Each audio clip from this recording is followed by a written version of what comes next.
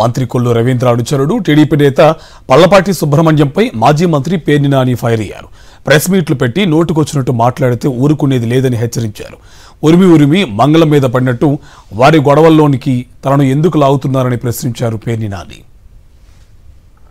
కొల్లు రవీంద్ర గారి యొక్క డైరెక్షన్ మేరకు ఆ ప్రెస్ మీట్ ఆశాంతం మాట్లాడుతూ మీ తగాదాలేంటి, మీ గొడవలేంటి, మీ పుత్రరత్నం ఎవరో అమ్మాయిని మాయ మాటలతో లేకపోతే స్వచ్ఛందంగా నిజంగానే స్వచ్ఛమయంగా ప్రేమించాడో మీరు వాళ్ళ ప్రేమని తిరస్కరించడం వల్ల మీ అబ్బాయికి సదుద్దేశం ఉందా లేదా నాకు తెలియదు.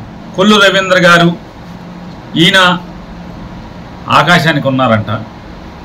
వీళ్ళని రాజకీయంగా ఎదుర్కోలేక నేను ఎన్ని కుట్రలు పొందుతున్నానంట. ఏం పిచ్చి పిచ్చి మాటలు మాట్లాడుతున్నాను. మైండ్ ఉందా, మైండ్ లేదా కొల్లు రవీంద్రకు కానీ కొల్లు రవీంద్ర గారి యొక్క సలహా మేరకు ప్రెస్ మీట్ పెట్టినటువంటి వారికి కానీ.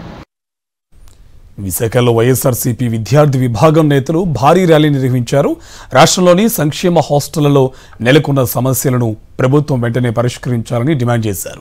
కూటమి సర్కార్ అధికారంలోకి వచ్చాక హాస్టల్ విద్యార్థులకు మౌలిక సదుపాయాలను కల్పించడం లేదని విమర్శించారు. హైకోర్టు హెచ్చరించిన ప్రభుత్వ తీరులో ఎలాంటి మార్పు రావడం లేదని ఆగ్రహం వ్యక్తం చేశారు.